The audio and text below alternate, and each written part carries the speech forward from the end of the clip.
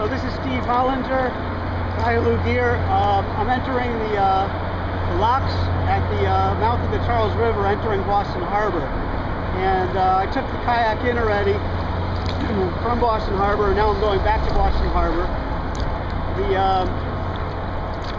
The tender of the locks already opened the locks for me. I didn't have to signal. Normally you have to signal too long and too short, so you have to bring an air horn if you are using the locks to get the attention of the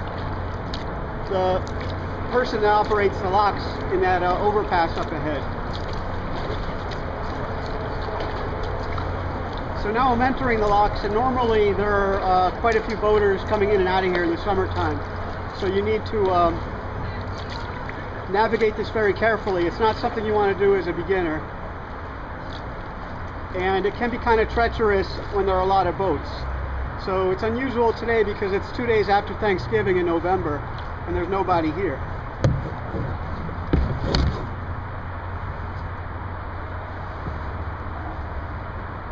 So basically what happens is the water in Boston Harbor is a different height than the water in the Charles River, and they let you into the locks and they close the door behind you. There's a kind of a dam closing behind you, and then they slowly open the door ahead of you while they're letting water in. So right now the water is rising to meet the water at Boston Harbor. When they open the doors, typically there is a rush of water, and again, you have to really know what you're doing going through the locks. You hold on to a rope if you're paddling. Usually if you're a boater, you could either kind of casually tie up or hold the line with a boat hook. You don't have to tie up in any permanent sort of way, just hold on.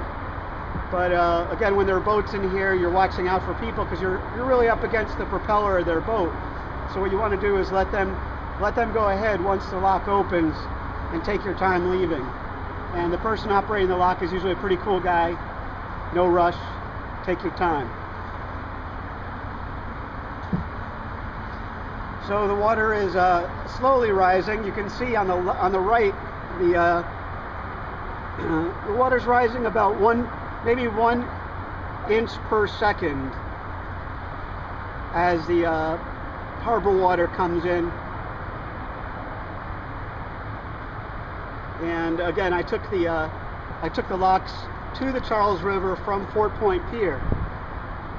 A casual paddle from Fort Point Pier took me, paddling casually 45 minutes, but you could make it in 15 if you were a decent paddler, maybe 10 minutes even.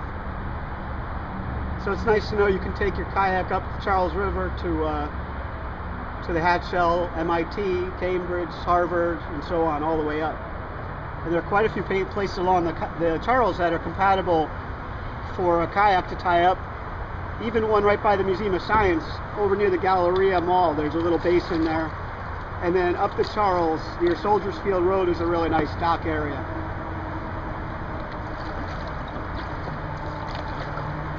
So that's it. The locks just opened, and I'm entering Boston Harbor at in between Boston and Charlestown. And I'm paddling out. Usually there's a fairly strong current, but right now the current's going in my direction. When I came into the Charles, I was fighting the current. And again, you have to be very careful in the locks. It's not something for a beginning paddler. Not at all. The water is especially calm today because it's the middle of November.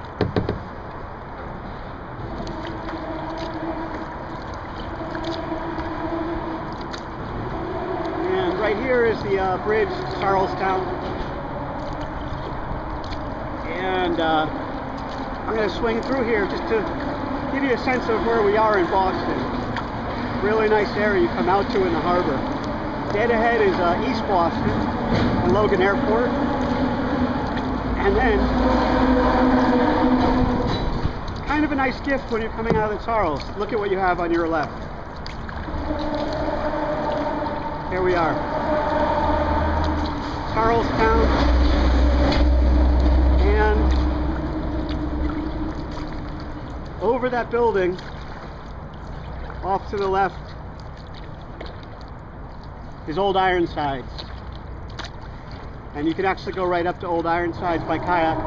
Probably about 50 feet away from Old Ironsides. And here we have the Bunker Hill Monument. So we're right here in Charlestown. And as far as Boston goes, the North End is right on my right. So I'm going to go around the coast, duck in and out of the North End, and look forward to seeing people out on the water next summer.